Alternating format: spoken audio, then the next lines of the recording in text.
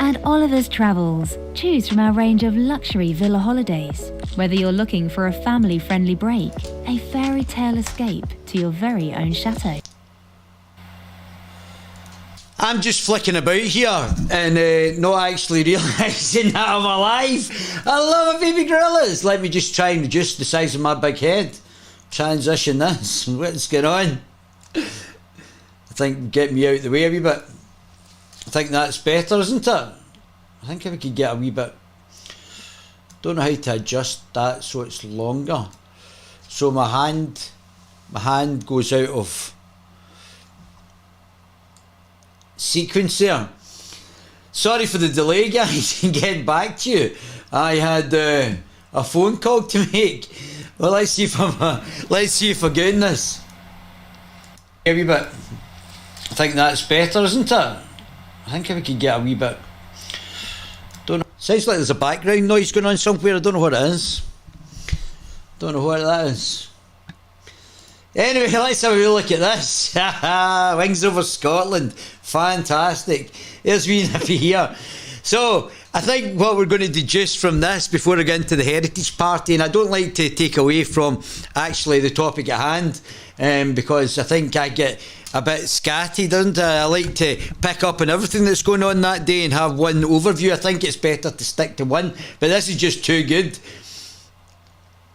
Over to you, Nicola. As a guy with his penis cut off, a woman. My question is, are all trans women... I think this is Peter the Plonker Smith. And women. You haven't answered that question. Well, that's so let me just go back to this. Go and say that again, Peter. My question is, are all trans women women? No, the answer to that is no. A man with his penis cut off is still a biological man. That's it. That's where it should be. That's where it should be. It should be based on sex. Gender is just a social construct like race. That's why you're shouting about, that's racist. People who believe in race and discriminate based on race are actual racist. People who don't believe in race, don't believe in gender construct. I don't care if you put on a dress, that does not make you a woman. You haven't answered that question. Well, that's not the point. It's because wee Nippy's part of the LGBT community. She's a lesbian kid on, she's married, allegedly. She could be trans herself. And all of these absolutely non sequitous talking points are a complete waste of time. That we're dealing with here. From a political point of view. Trans women are women, but in the prison context... Right, so they're not... trans women are women, but if they're rapists and trying to get into women's prisons, then it's a bit of an issue. There is no automatic right for a trans woman. So there are limitations because trans women aren't women, especially if they've got penises. Context where a trans woman is not a woman. Yeah, when they've got a penis. No, there is... there is... Or even when they've not got a penis, a trans woman is basically a biological male in a woman's dress. Circumstances in which a trans woman will be housed in the male prison estate. Is there any context in which a woman born as a woman will be housed in the male estate? Look, we're talking here about... Say that again, Peter. Woman born as a woman will be housed in the male estate. So if a woman's born a woman, will they be housed in the male estate? I'm sure the boys would love her. So then a woman born as a woman could be housed in the male state. So a trans, I take it as they're talking about a biological woman who is trying to pass herself off as a guy, could be held in the male estate. I think guys are more accepting of that situation. And don't forget, a lot of people don't like bullies, so the bullies and people who attack women don't always get an easy time in there. Look, we're talking here about trans women. And I'm now asking about women born as women. I don't think there are circumstances there, but... So it's different for trans women? Well, yes, and I'm not... So they're not equal? Yeah. They're not women, Peter. They're not women. I think that's what she's trying to say. It's not that they're not equal. They're not just not women. And we're obviously seeing the backlash from women who want their female-only spaces. A lot of lesbians seem to be coming out and wanting their female-only spaces as well. Women seem to have a big problem with men, just generally. It's not that there is a risk assessment process done for trans women that takes account of the nature of the crime. It clearly sits... Yeah, so some guys raping women and they suddenly call themselves... I mean, you obviously know I'm a trans woman anyway, so I've got every right to speak. I've obviously put a lot of work into transitioning to be called Daphne now. So, but if obviously I've got a penis and I've been out doing whatever with women, and then you're putting them in, it's like you're a bit like putting the fox in the chicken coop, isn't it? Significant concern arises out of sexual crime. But I say the woman was a lesbian and committed sexual crime against other women. Does that mean that she's going to get put, even if she wasn't a tranny, does that mean she's going to get put in the male estate? Or the male prison? I don't know why they call it an estate, but the male prison, because she's a lesbian, like iron thrower here. The only thing that Nicola Sturgeon is going to be renowned for is the new game of iron throwing at Balmoral Highland Games that wee Nippy has invented. That's the only thing that Nicola Sturgeon's tenure as First Minister is going to be remembered for. Iron thrown at French diplomats at Balmoral in the Highland Games. And whether it's appropriate for them to be in a female prison or a male prison. My question. Right. Oh well, this is not a grave that she's not going to stop digging from. So good. Retards are us. Hey Neil, how you doing, brother? Good stuff. I apologise, I had to get segued there, man, and we'll actually get back on track now with the family party and the Heritage Party. So, having briefly communicated with both of the main protagonists involved in this, both Richard Lucas and David Curtin are both fantastic individuals. Neither are extreme or all these far that's far right, that's far. None of them are like that. They're all actually very nice individuals. They might have different opinions to what's going out just now, but both David Curtin and Richard Lucas are both absolutely lovely individuals as people. I have no qualms in saying that. Neither of them are extreme, or they just have certain beliefs which are different but compatible with each other. And there's no big issue there between the two of them. There's no problems, but I think we're increasingly seeing a requirement of consolidation in various political parties now. I'll explain at a later date what happened to me with the UK Reform. I'm not here to actually criticise the UK Reform Party just now, although I'm going to level this criticism at them at a later date. But if the choice is voting for UK Reform or voting for any of the Weffy Wokey parties, it would be UK Reform all the way with me. UK Reform have got the single biggest chance of changing the British political landscape for the better, and I would give them a chance, even if it doesn't work out with UK Reform and they don't turn out to be as good as they should be. We can all jump ship and go to another political party.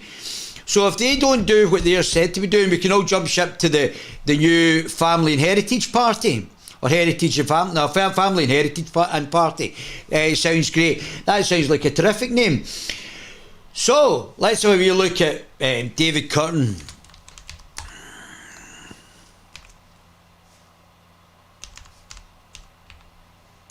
I think it's Curtin. Sadiq Khan. Yeah. So have a wee look at this. He's a lovely fella, Dave, as well. I want to replace Khan, and to be honest with you, David Curtin would have been a much better head of London than Sadiq Khan. Anyway, let's see what you're saying. So, David, tell me. So let's just find out who this is. This is London Cabbie. I'll subscribe to that. London Cabbie Drivers Club.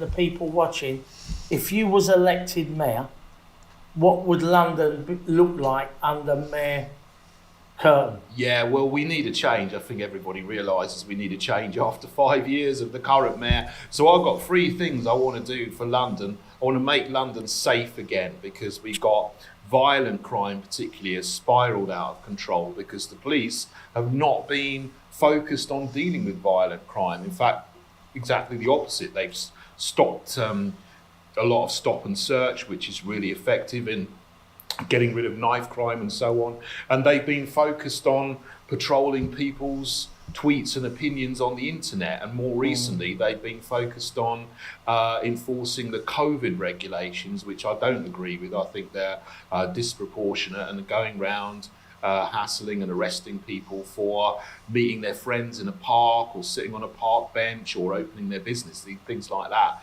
So we've got to get the police doing what they're supposed to be doing and keeping us safe again, and get rid of all the political correctness which has come from Khan and other people. The second thing is I want to get London moving again, because there seems to be a war on vehicles, a war on cars, and all the kind of measures that have been put in place over the last 5 years or so, particularly the last year, to put in pop-up bicycle lanes and road blockages and so on in the boroughs and the low traffic neighbourhoods. I want to get rid of all of those so that vehicles can move around easily and freely, whether it's taxis or cars or emergency vehicles. You know, ambulances and fire engines are getting stopped by some of these blockages. So we need to get rid of them so we got sanity restored to our transport network. And the other thing is, I want to open up London again.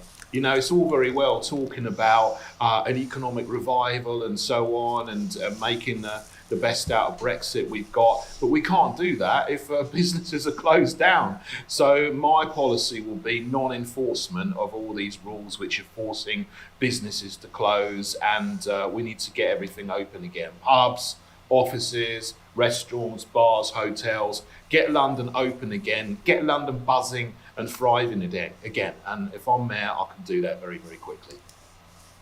Hello and welcome to LCDC TV. Today we welcome David Curtin to the studio to talk about what So again, this is London Cab Drivers Club. London would look like if he became mayor.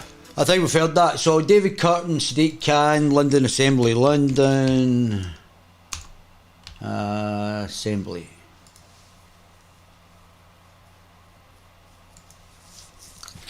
Well, thank you for your answer, Mr. Mayor. And I do appreciate you saying that tackling violent crime is going to be your priority, and I think everyone would agree with that. But I think you misunderstood my question, because I was talking about hate incidents, not hate crime. And of course, any violent crime which has whatever the motivation, murder, knife crime, stabbing, needs to be tackled, absolutely. But there's been a very widely reported Freedom of Information request asking the Metropolitan Police about hate incidents and how much time has been spent dealing with those things. And we have things which have been reported and investigated and filed away, such as a dog fouling someone's doorstep has been classed as a hate incident.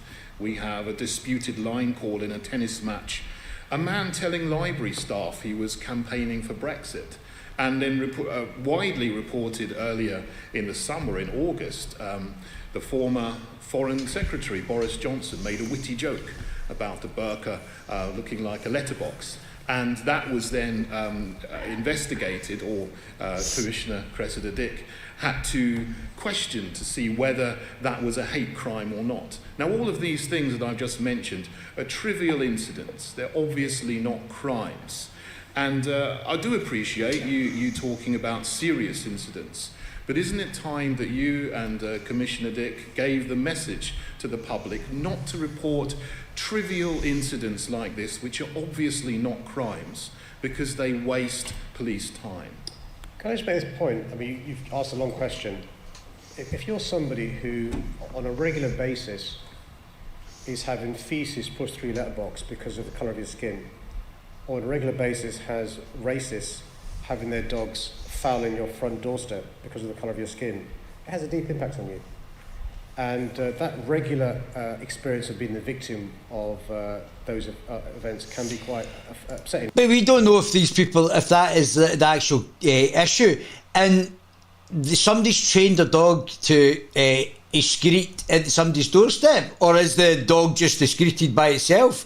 There's a lot of reading in rather than getting to the bottom of if this is just fictitious.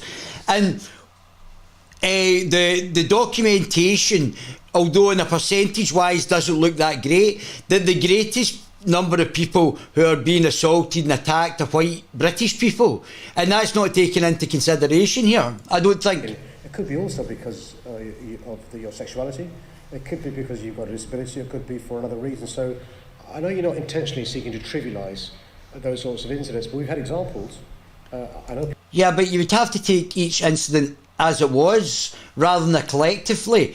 You would have to see the severity of each incident. There maybe should be some sort of coding to find out if, say for instance, the dog was doing that deliberately on purpose and been trained to do that. And if it happened, but if it was a one-off situation, that dog might have just gone wherever. Dogs are not very au fait with where to do things and where not to unless they've been trained. And you'd have to prove that this dog had been trained.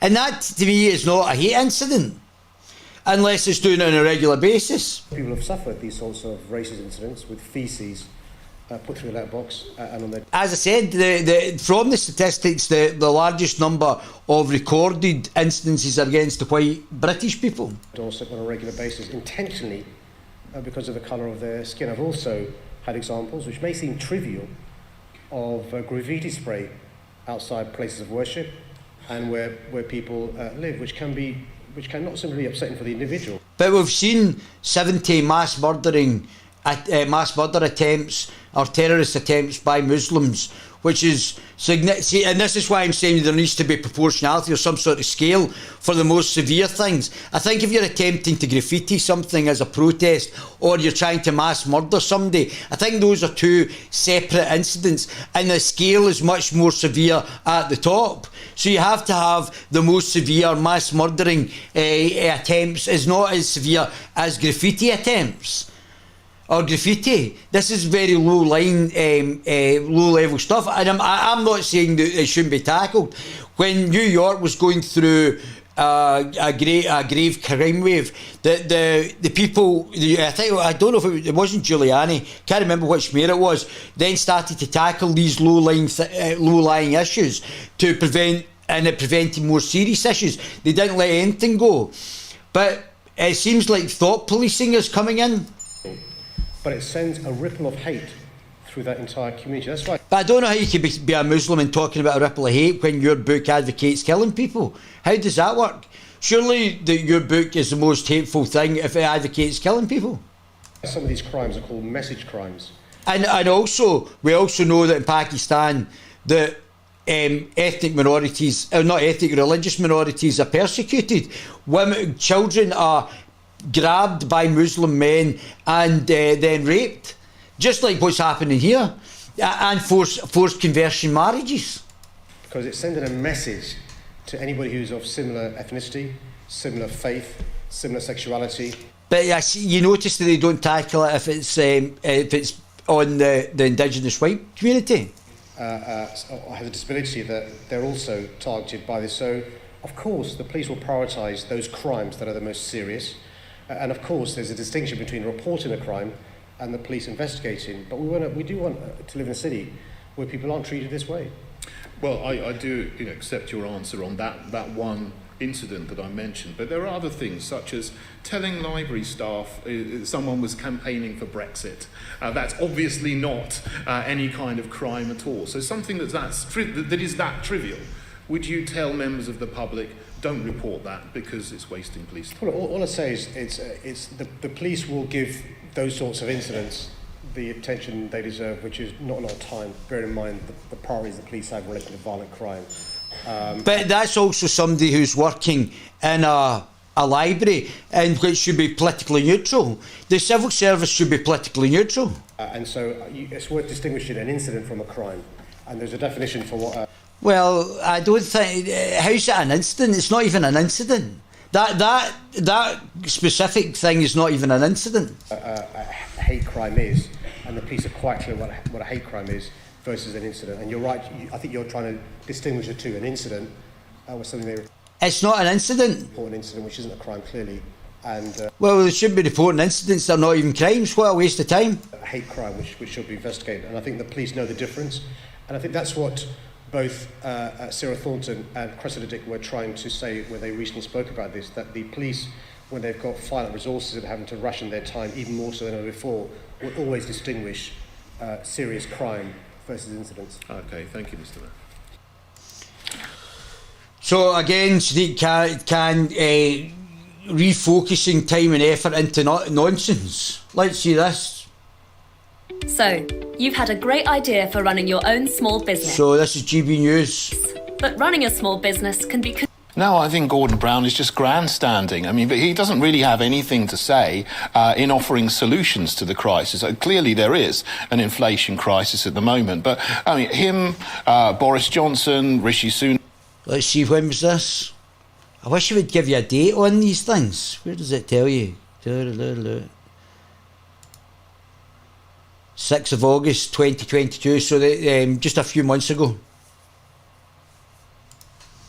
Liz Truss, none of them have got solutions, but none of them are actually being honest and telling us why we have the crisis. So there's three reasons. One is the obsession with net zero and trying to dismantle our perfectly good energy infrastructure and rely on wind turbines and solar panels to provide energy. It's simply not. So it always makes sense. When you ever listen to David, it always makes sense. Now, I should point out, having spoken briefly to more to Richard Lucas than David Curtin, but I have exchanged an email with David, and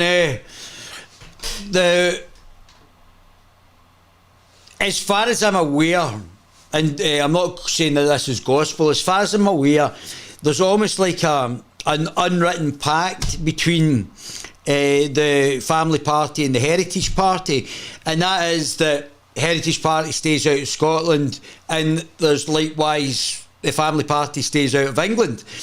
However, this is not a good strategy. It's good for trying to get into the Scottish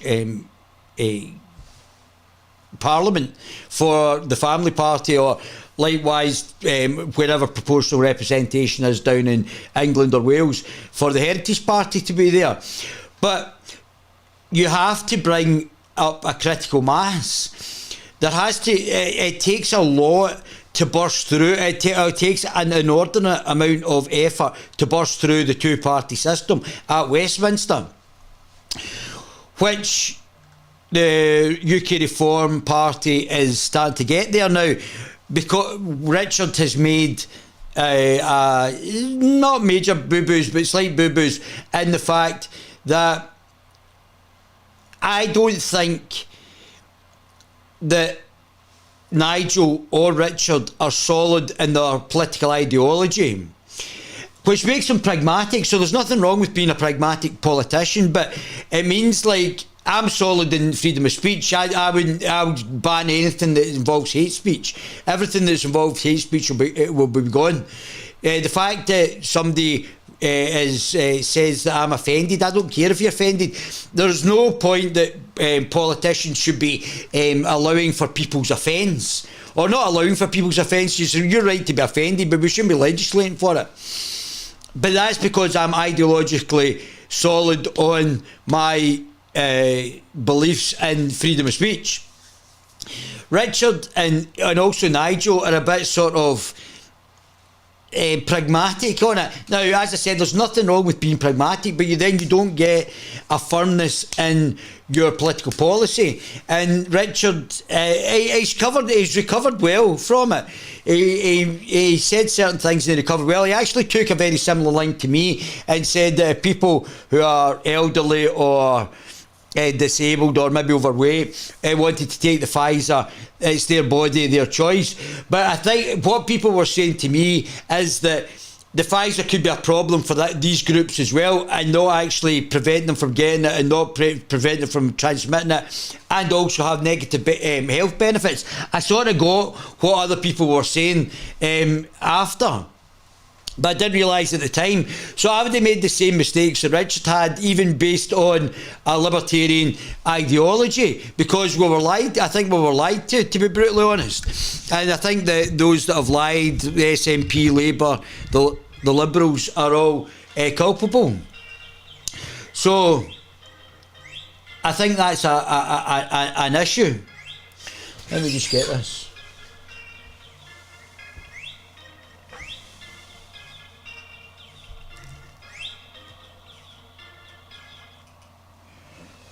Let me just make sure that's... No, kicked off. Let me just get this.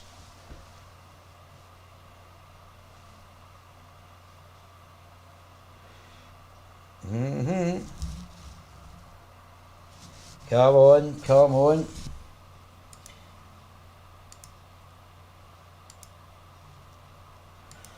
I can't wait to get some sort of camera. This is not...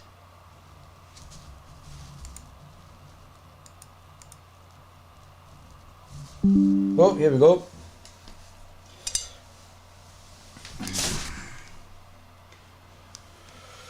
Oof! Hard work this. So, make sure it's transitioned. And that says so. I forgot where I was. Let's just go back to Dave.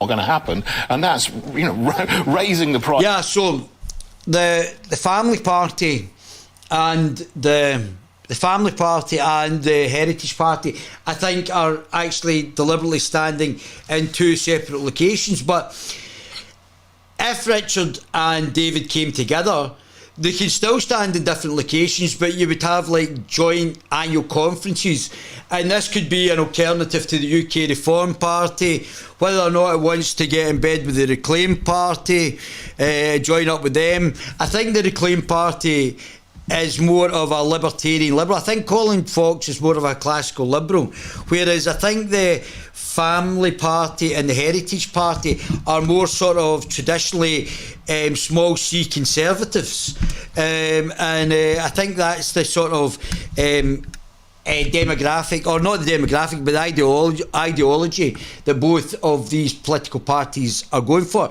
Although the Family Party is slightly, to me, it gave me a slight religious vibe, and I think David Curtin is basically into heritage and the British liberal identity, but still being conservative from a heritage point of view. So I think the Family Party, as the name suggests, deals with the family, and David's party deals with, and they don't, not exclusively, but deals with heritage.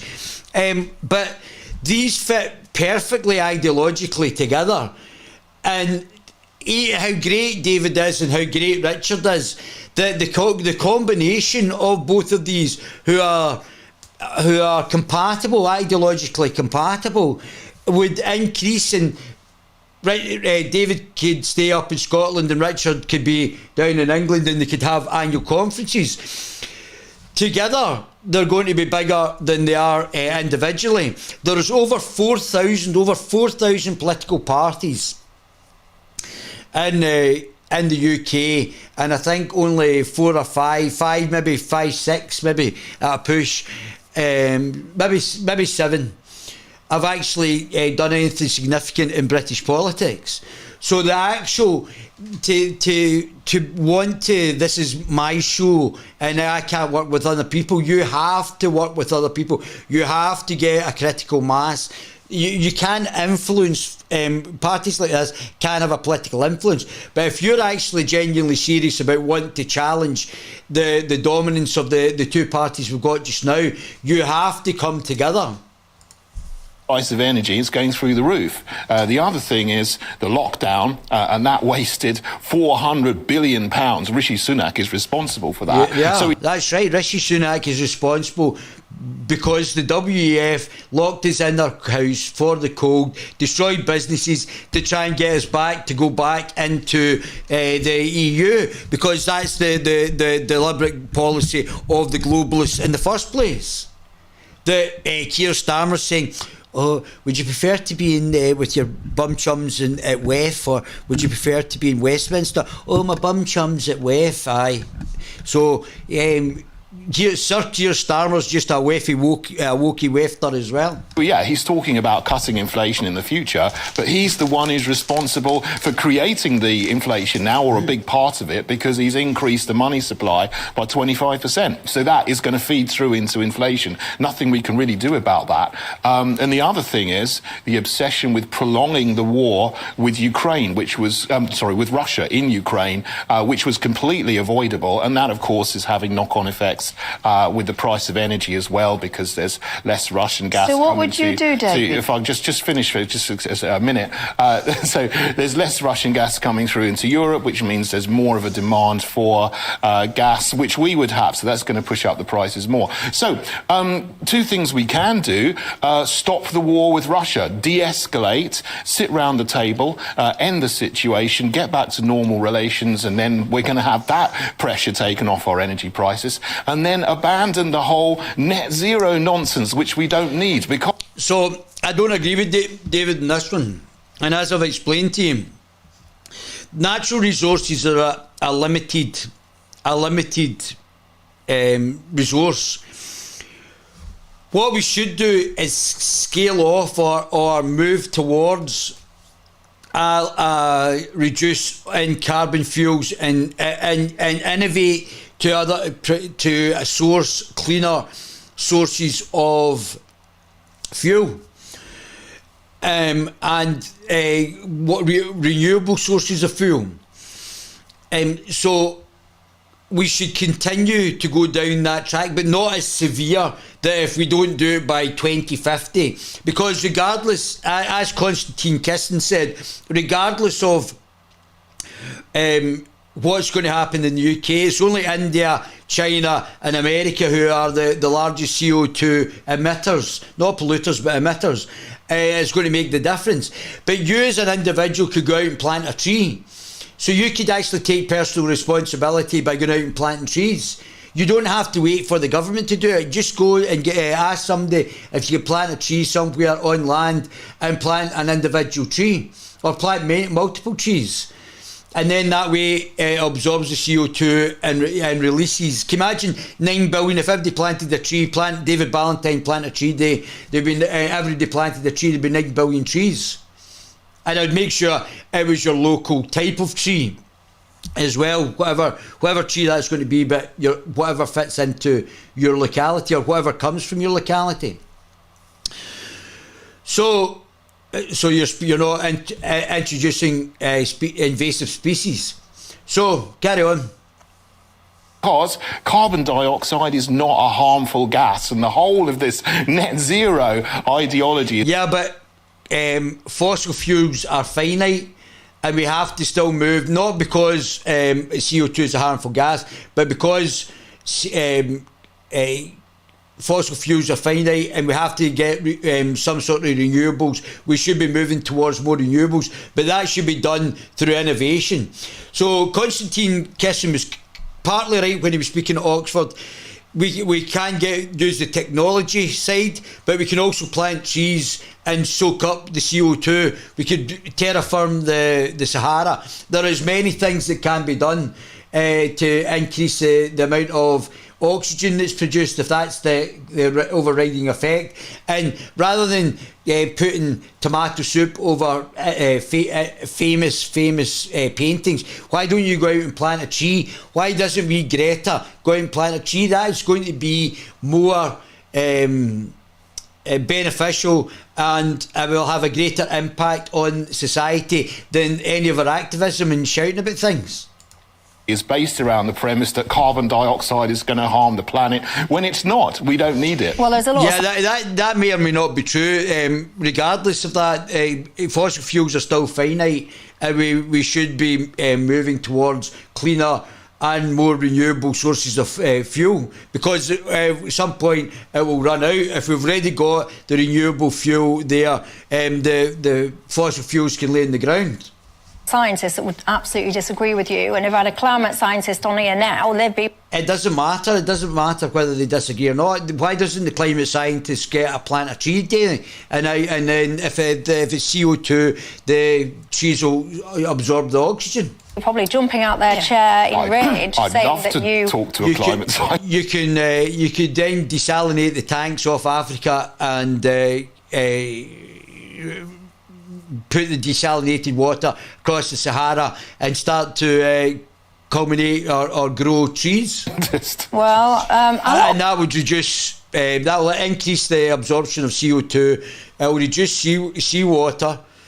It will reduce the sea level. And it will also probably increase or decrease the temperature of the globe as well. So there's numerous things you can do. A lot of my viewers would agree with what you're saying about certainly pressing pause on net zero. But we do all have to be clear, this was in the 2019 Tory manifesto. So everyone that voted the Tories in... There's no way that my heating, and I'm sure your heating, should have quadrupled in the last number of months. They did actually vote for that. Unless it's political or done by the corporations in conjunction with their political establishment. And don't forget...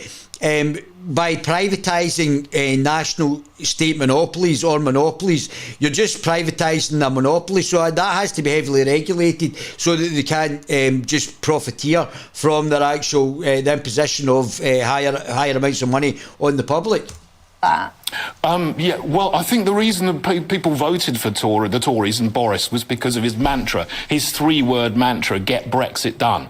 And probably most people didn't read the 50 or 100-page manifesto, which was in there, but they never really mentioned it up front. So, unfortunately, you do have to read all the small print in the manifesto. So it was there, absolutely. But I don't agree with it. I didn't vote for them. And I think now people voted for that, get Brexit done. But now we've got this net zero horror, which is pushing energy prices and inflation, which is from the wokey wefters. You say that when there are, we are in a climate catastrophe. We are not.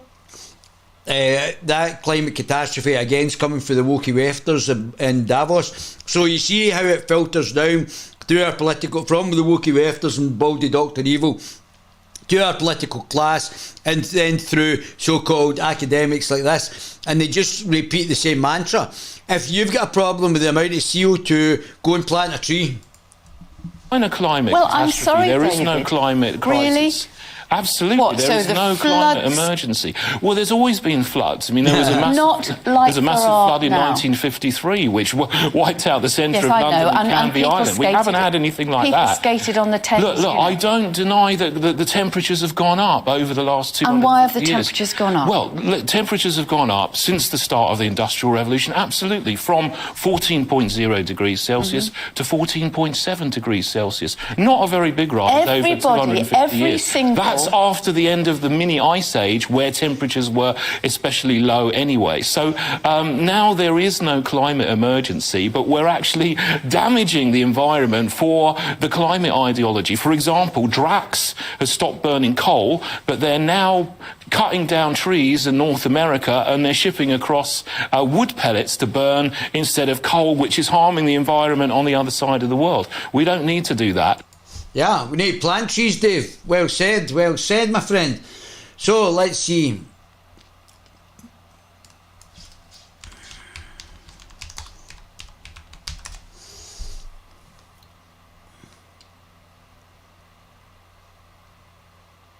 Let's see if there's anything by date. No. Right, let's see. David Curtin's clash.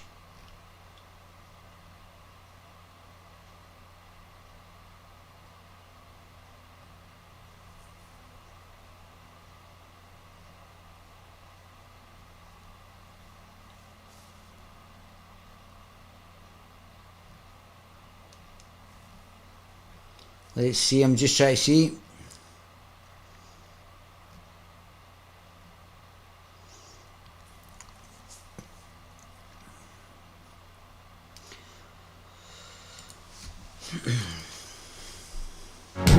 Who's your money on to be the next UKIP leader?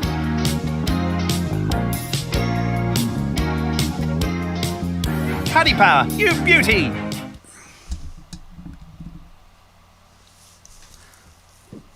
Michael Heaver here with UKIP leadership contender David Kerr. So this is Westminster. Oh, it's Michael Heaver. David, how are you? I'm good, thank you. Good stuff. So the first question, how's the campaign going? You know, I'm actually quite exhausted. It's been a very long campaign. We've been going for 8 weeks or so. I've done about 25 different hustings and branch meetings, and it's been very good. You know, I've really enjoyed going around the country and meeting people and meeting members and seeing what their concerns are. And it's a tight race. You know, I think I'm one of the front runners, but, you know, it's still, no one can really say who's going to win with any certainty, so it's going to be interesting. Now, in terms of the hustings, what you're saying to the members, what they're saying to you, how's that all going? You know, the hustings have been very, very positive, and they've been packed rooms all over the country. And you know what, I think the members are taking this very, very seriously. You know, we are the victory of the referendum, and then of course it hasn't worked out for the party, for UKIP, as we'd expected. So people really want to get this right. Now, I think David and Richard were both, I don't know if they know each other. I think they've talked to each other, but they don't know each other. But they may have talked to each other briefly, but they're not really that way inclined. Obviously, any amalgamation between the Heritage Party and the Family Party would have to come from its membership, and obviously whether or not Richard and David thought that it was a good idea. But looking from the outside in, you have to get a critical mass going, and there just seems to be too many synergies there. That a more rounded manifesto that both the Heritage and the Family Party could bring could actually be complementary. Want to get the right leader. And also both David and Richard are quite heavy political hitters as well in their own individual right. So a combination of both of them would be absolutely fantastic. Maybe David down in England and Richard up there, but I wouldn't restrict either or to any political or a geographic area. They want a leader who's stable. I'm sure there are probably people up here that think David Curtin's a great guy as well. A leader who has a vision for the party and can take the party forward and start to win seats again. And people are really concerned for the future, but also I think very positive and very happy with, you know, myself and some of the other candidates, and they see quality in some of the candidates. So I get that feeling from the members as well. Okay, and in terms of your vision, what's distinct, what sets you apart, do you feel, from the other leadership contenders in this race? Well, I mean, I would say I'm the socially conservative candidate. So I mean, that sets. So there you go. That's what he's saying. He's saying he's socially conservative, and from what I saw at the Family Party, I would say also that Richard Lucas and the Family Party are social conservatives as well. I'm not sure about their economics. There wasn't enough said about from an economics point of view, but I would say that both David Curtin and Richard Lucas are both social conservatives. Apart from some of the others. And of course, what they are financially, I don't know, and that's something that I would think they're probably slightly more libertarian in their finances, but how libertarian and whether they would be still corporatist and not realise they were corporatist, I don't know. I think that's something that really has to be discussed with both David and Richard. I think that would be a very good interview. Of course, you know, I would agree with 80% of what people say, and we want to, you know, put Brexit as the number one priority. That's got to still remain the number one priority of the party until we actually win the peace. So I think both Richard and David were on the same page with Brexit. And we actually do finally come out of the EU. But you know, in terms of the vision for the party, the vision for the future of the country, I talk about education a lot, you know. And so does Richard. No, obviously, I talk about we need to be self-sufficient in skills as a country, which is something not many other people are talking about. There's one specific, very, very serious worry that people have in families up and down the country, which is what the Conservative Party, which is not Conservative anymore, want to push in schools, which is the transgender. The Weffy Wokesters of the Conservative Party agenda, and teaching, they want to teach kids essentially that they're not boys and girls. So, but why are they trying to push a gender thing, which is just a social construct? And this is going to cause a lot of confusion and a lot of damage to children. Which again goes into the Family Party, and the Family Party hold exactly the same views. There's too much synergy there for them not to come together, and you need to get a critical mass. Credit to Richard Tice. Richard Tice is now sitting at 600 candidates for the next election. 600 candidates they're sitting at. And he's only got 30, I think it's 630, I think it's, I'm not sure, 623, 630, let's say 600, maybe 632, he's got to get to fill every seat in the UK, excluding Northern Ireland. And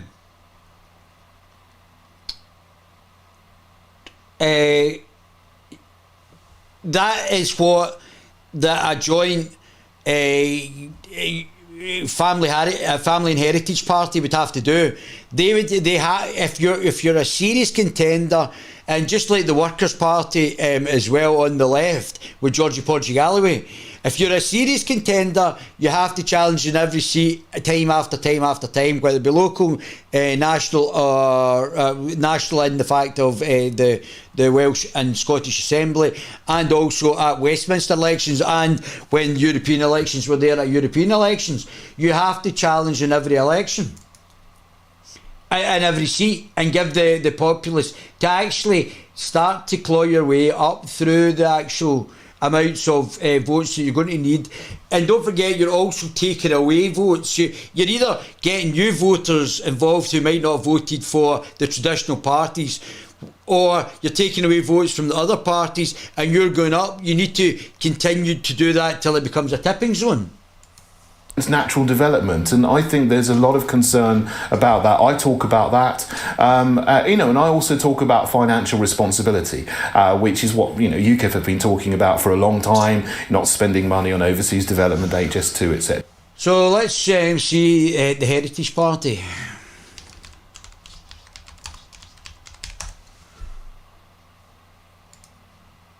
Let's subscribe.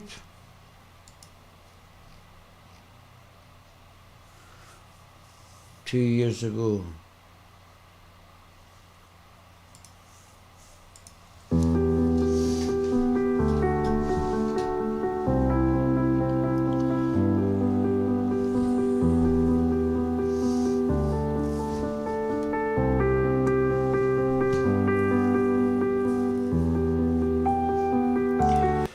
Let me just start this again, I'll read it out. I'm worried about my parents.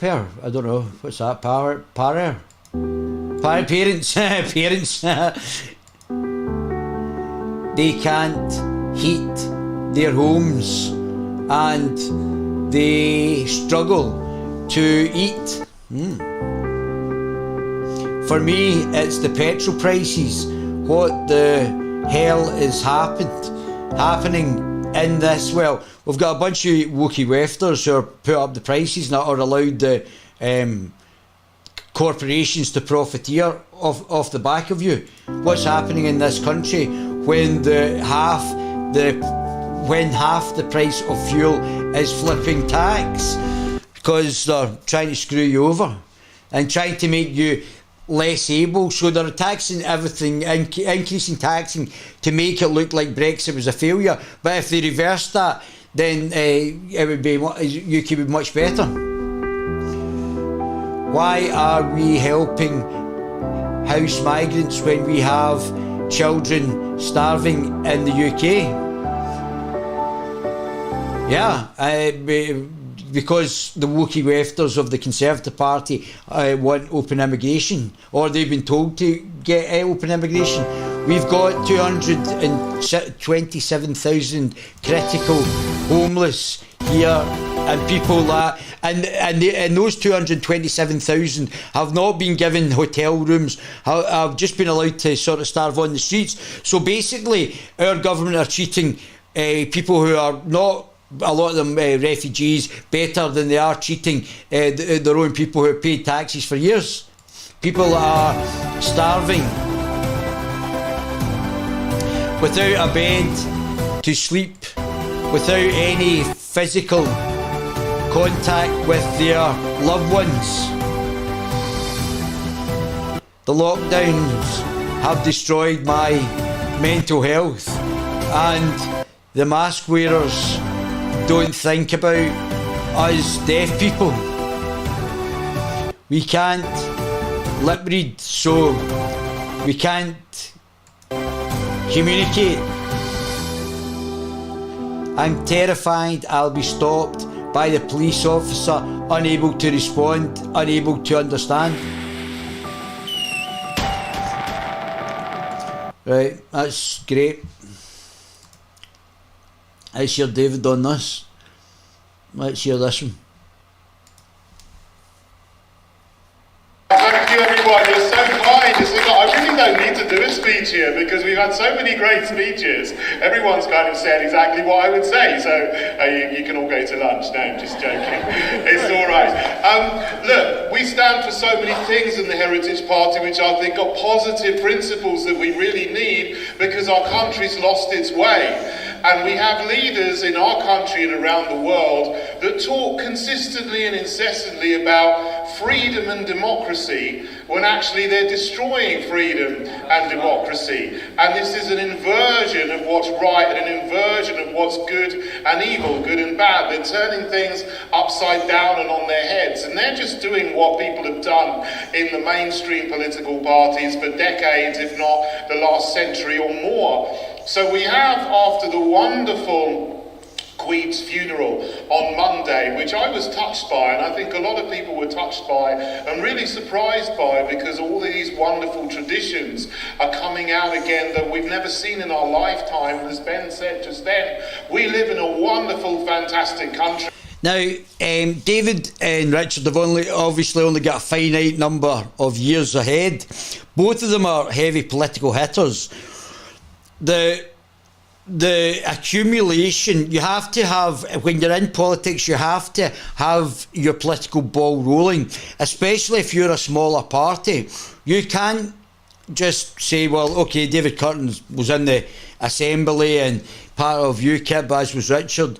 It has to roll and grow, and people have to know what you stand for. You have to have a critical mass and accumulate a critical size. Now, I don't know if it's a formal or informal pact that they have that the Heritage Party doesn't get into Scotland and vice versa, but what has to happen is you have to bring these smaller parties together, and because they sit ideologically in such a similar position, the accumulation of party members and maybe setting up wee caucuses within to represent different parts of the new Family and Heritage Party means that, like Richard in Scotland and David in England at the annual conference, wherever it's going to be, York or wherever it would be, halfway between, is going to be bigger than the Heritage Party. They have to have that sort of critical mass, and they have to bring themselves together. They're both socially conservative. I don't know what their economic structure is, their economic policies. That's something they really have to focus on.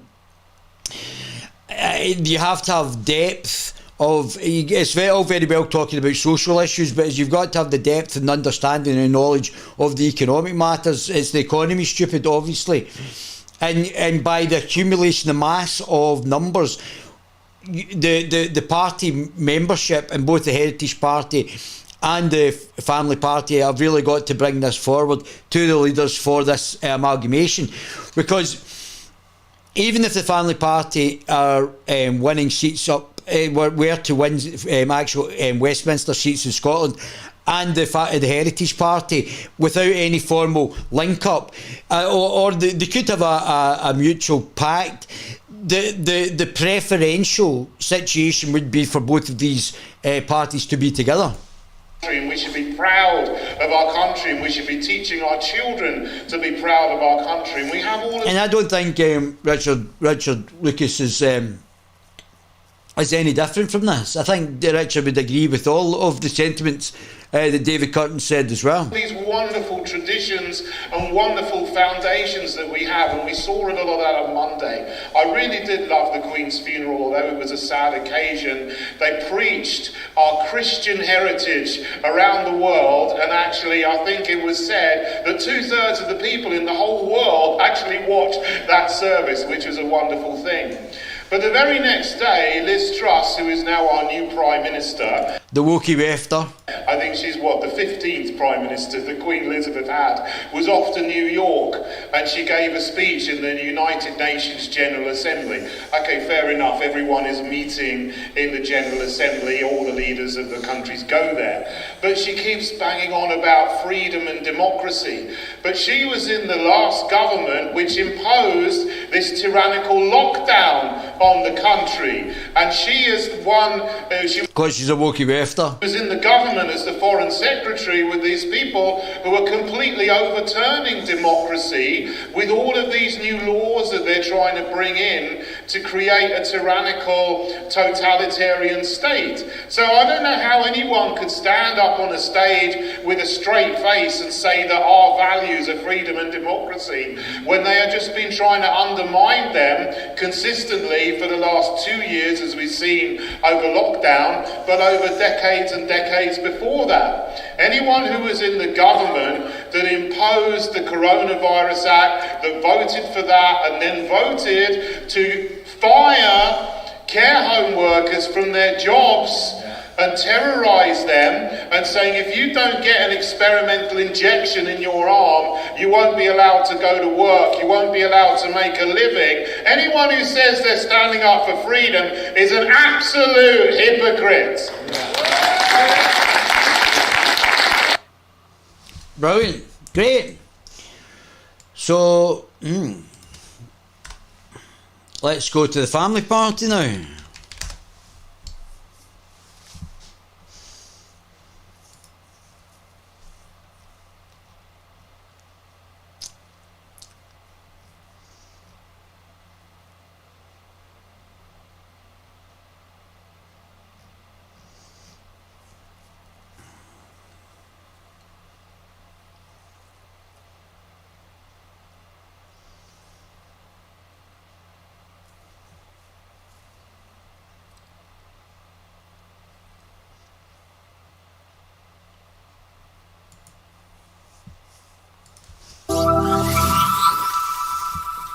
Hello, slightly different style of video here.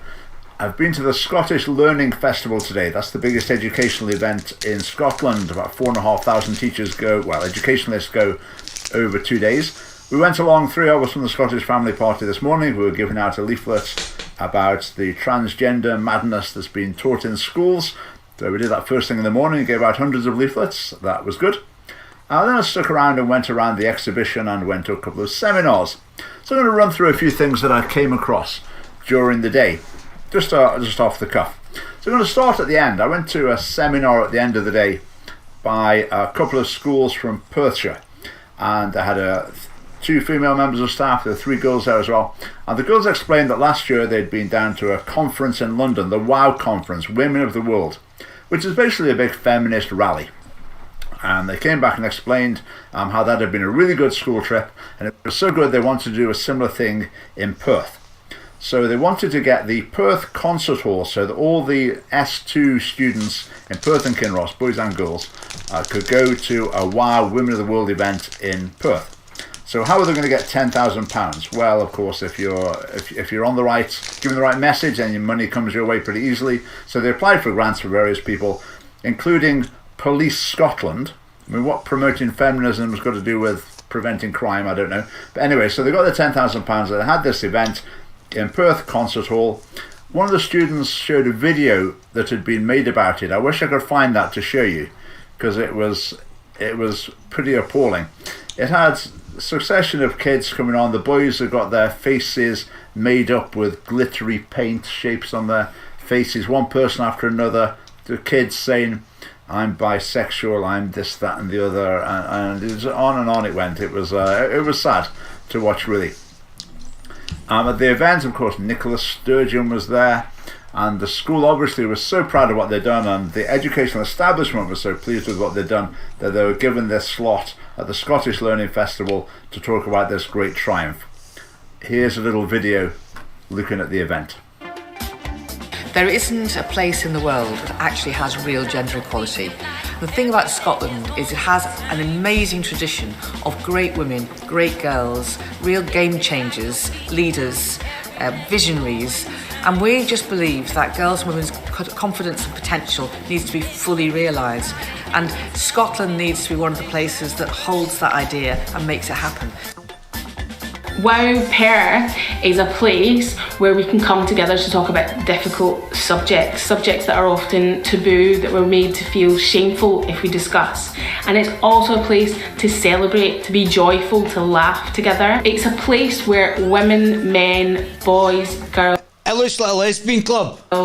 Everyone can come together to really look at what... Nicola Sturgeon's lesbian club. What does a gender equal Scotland look like, and how do we have that discussion on a global stage?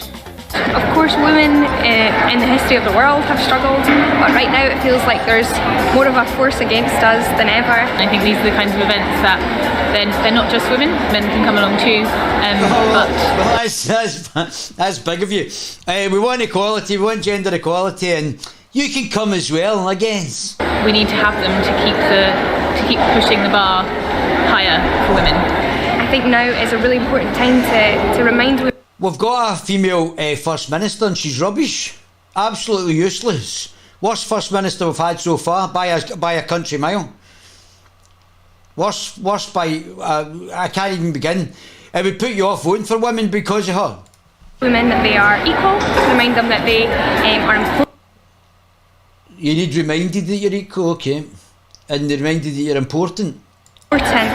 And reminded that you should be having babies. If you're having 3 or less babies, we're on a declining population. That would be a good thing to have, wouldn't it? And to empower them. Women. Empower you having babies. So, let's see what you guys are saying. What are you guys saying? Where is my pop the chat? Honestly. What is that? Yo. Right. Where's my pop the chat? Your channel, that's not it. This is it. Are you a small business owner trying to get more organic traffic to your website but don't understand how? Maybe you have a marketing funnel and paid ads running, but those David Cotton is a good fella. Let's see if... Where are we? More... That's a bit weird. Why is that not popped? I'm going to have to pop this chat every time. Where is it? Pop the chat. So, what is going on?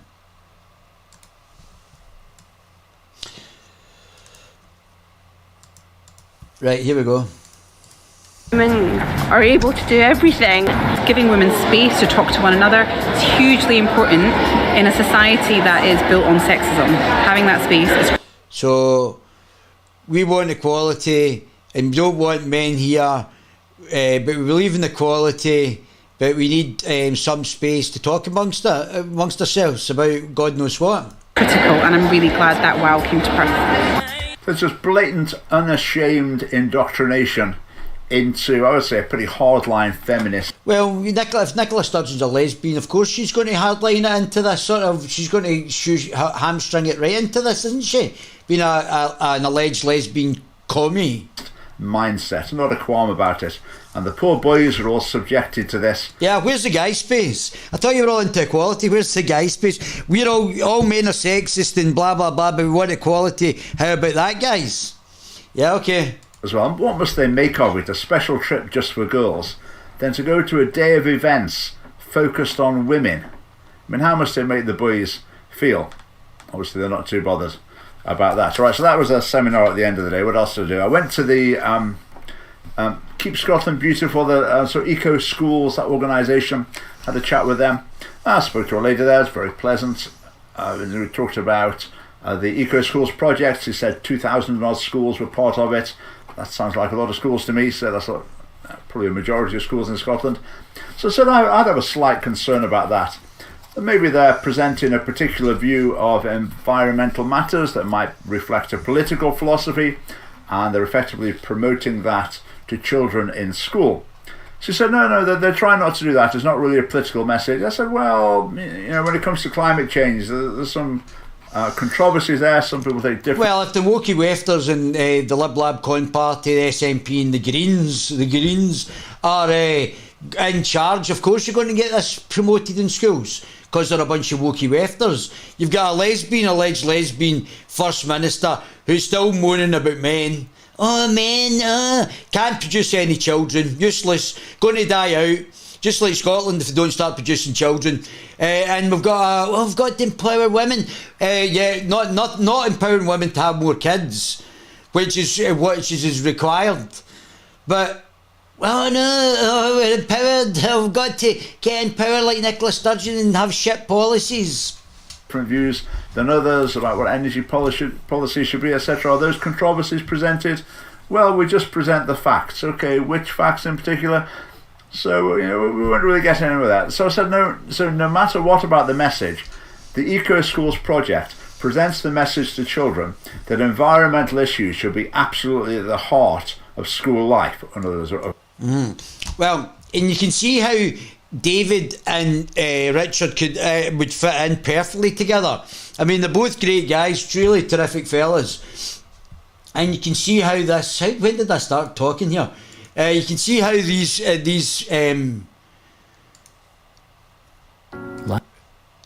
individuals actually speak together. What is that? What's that? 66 minutes ago, right? Okay. So let's have a wee look at this. What are we doing here? The Wokey Wefters. So let's see. Richard Lucas. Different genres of pornography are also recommended to pupils. So that just shows you the type of individuals we've got. We've got people like the commies here from the SNP who don't believe in free speech and they believe in shutting people down. If any person in the left can come on the Guerilla TV channel at any point and I'll happily debate them. But this sort of, we don't like your questions so we're not going to answer them, completely authoritarian, totalitarian and anti-democratic. And a blight on freedom of speech. Like her, is she directing traffic? That's no ball. My question very soon. So, this is Richard talking about obviously the gender, the neo-colonial gender ideology that's getting pushed. Obviously, gender being a social construct, it's got nothing to do with teaching children maths and English at school, which is what they're doing. They are trying to indoctrinate your children into the Wokey Wefter, from whether it's school, university. These people are highly dangerous and trying to politicise your children in a specific manner. You've got to watch this to believe it. Today I went to the National Parent Forum of Scotland event where parents could go along and ask questions of John Swinney in his capacity as Education Minister. I went along with Don Marshall. He's the Perth and Dundee chairman of the Scottish Family Party. We didn't have a particular plan, we just went along to see what topics came up. We'd maybe bring up our own if we got the opportunity. But as it happens, Don got the first chance to ask a question. Thank you. Hi, I'm Don Marshall. Earlier on you were talking about how it's important that you ensure that education is appropriate for all children, which I think is a really good thing. And I just want to ask the question that how is the current sex education material from RHSP appropriate for any child, let alone all children? And I'm talking particularly about the lessons on pornography and normalising it, which personally I'm totally against. And the second part of the question is, as a parent, because I disagree with this, how could I get my voice heard?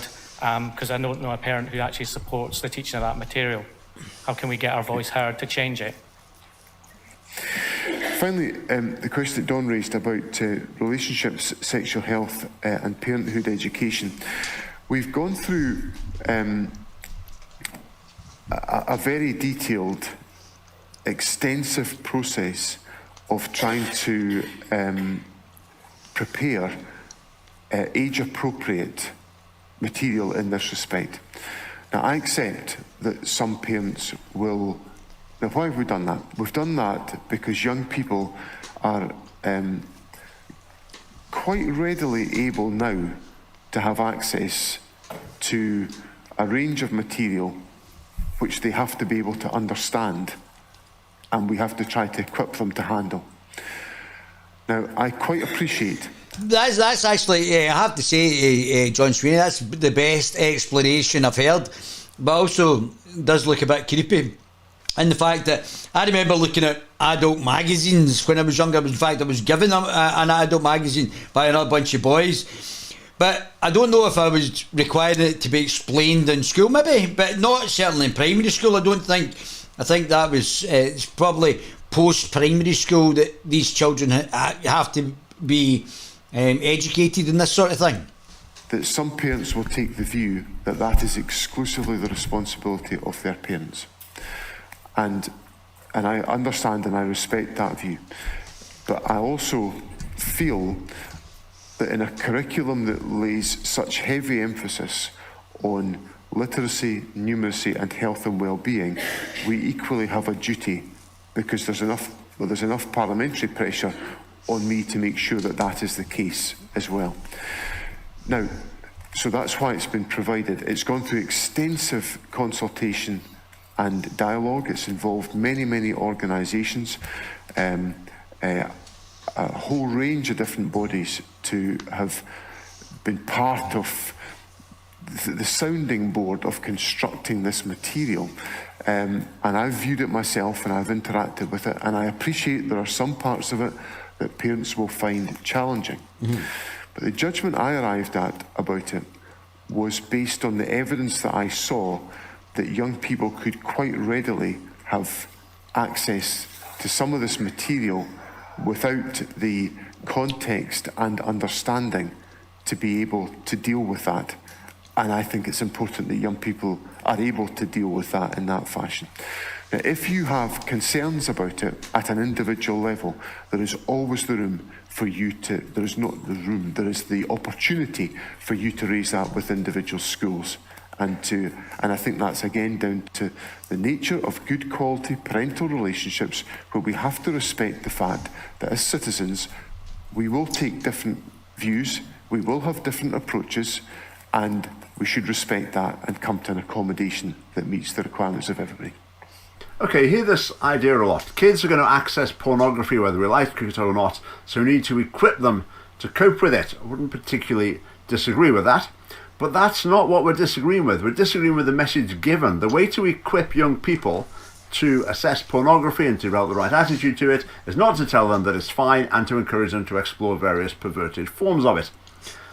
John Sweeney says, some people think it's just the parents' responsibility to talk about these things. Again, some people might think that's a valid view, but that's not our main point. Our point is the message you're delivering to young people is harmful to all young people. It's the wrong message. Talks about organisations that are backed it. Almost all the organisations backing this will be sock puppet charities, government-funded organisations. They're just part of the Scottish blob. They all think the same, and they're all paid to think the same as well. So if parents find it challenging, well, they're basically overruled. Bad luck parents. Now, if an individual parent's got a concern, John Sweeney is saying take it to the individual school. So in other words, as far as the national policy is concerned, push off. That's not changing. We've decided that already. But we can sort of diffuse the opposition to it by just individual conversations with local schools, but nothing's going to change at the national level, is what he's saying. He talks about accommodation, trying to find accommodation. What he means by that is we decide and we do what the LGBT campaigners and the sexual radicals want. That's absolutely fixed. Then we seek accommodation by maybe you could try and tweak it by speaking to your school about what the education your child receives. In any case, that doesn't strictly work, because I think in certainly in one council, I think in others as well, if a child's over the age of 12 and a parent withdraws them from sex education, the child can actually overrule the parent and go to it in any case. Anyway, so I got a question later, but just watch this.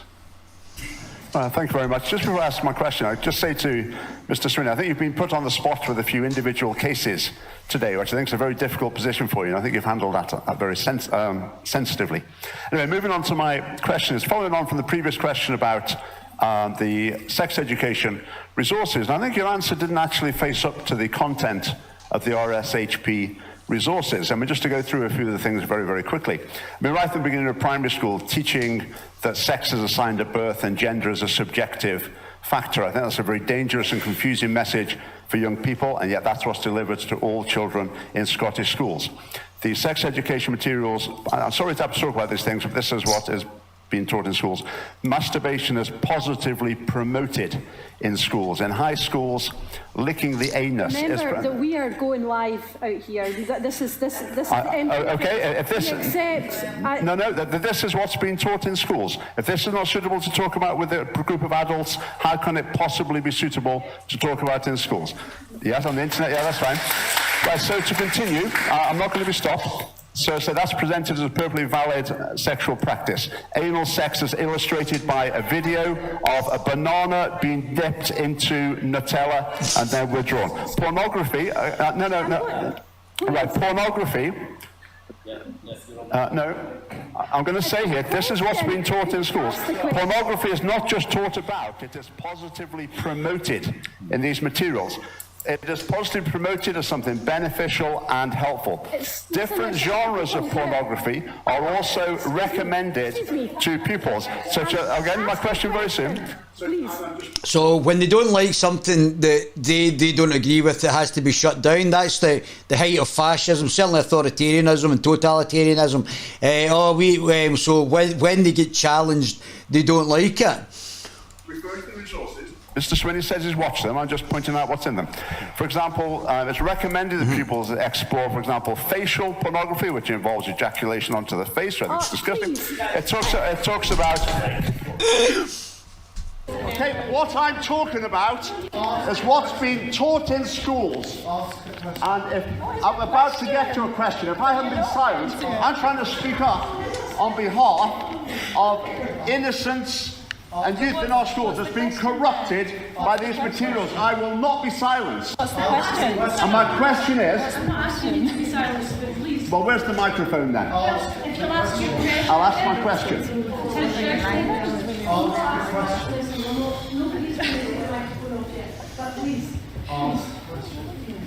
Okay, this situation here. Okay, this situation. I am outlining the question. Please. I am outlining the contents of the Scottish Government Sex Education Resources. That's what I have done. I will now ask my question. My question to Mr. Swinney. These materials are not educational, they're corrupting of children.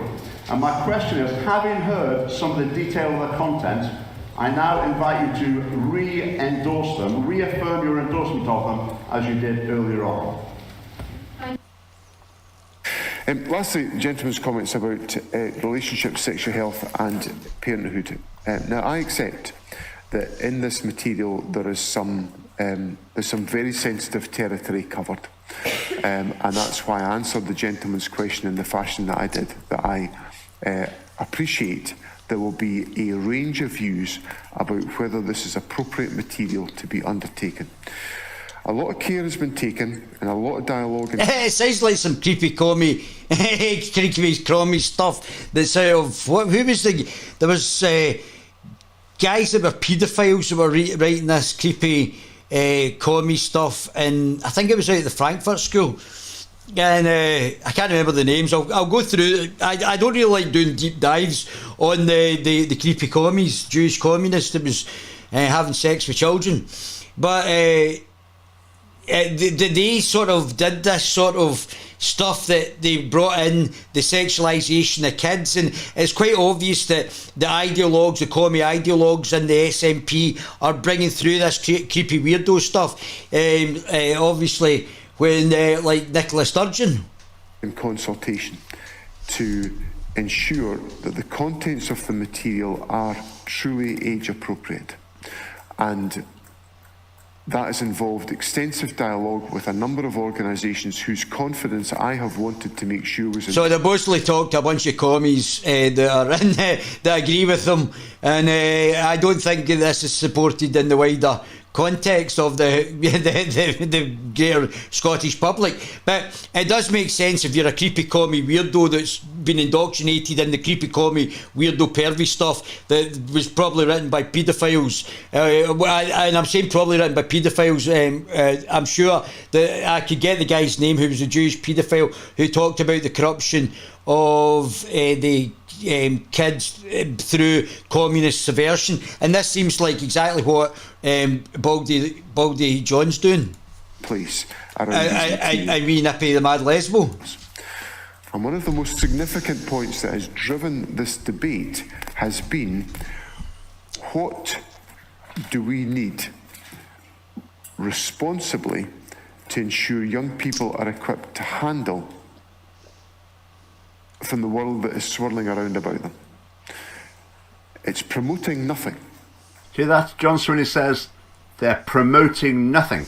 Now, usually has... It sounds like they're promoting this communist. I'll need to get this. I'll do a podcast on this guy's corruption of the West through the sexualisation of children. But same as Islam. Islam was to sexualise children. I'll come on to that later. It's a very measured tone, but there's a bit of a steeliness in his voice there. They promote nothing. Now, the two things I charged the materials... No, they're trying to indoctrinate your children. ...with promoting were masturbation and pornography. So, I'm going to leave that there, but the fact is that we've got two political parties close to each other that require to amalgamate, require to get physically, numerically bigger. You require to increase in size to get to a critical mass to start to put candidates up. If UK reform ever became the leading light and people went, nah, we're not relenting UK reform, we'll go with the Family and Heritage Party, that would mean that these people were in an ideal situation to come to power. By themselves, I don't think they've got the critical mass, although Family Party's doing rather well. Family Party, I think, were the 7th in the last Scottish elections.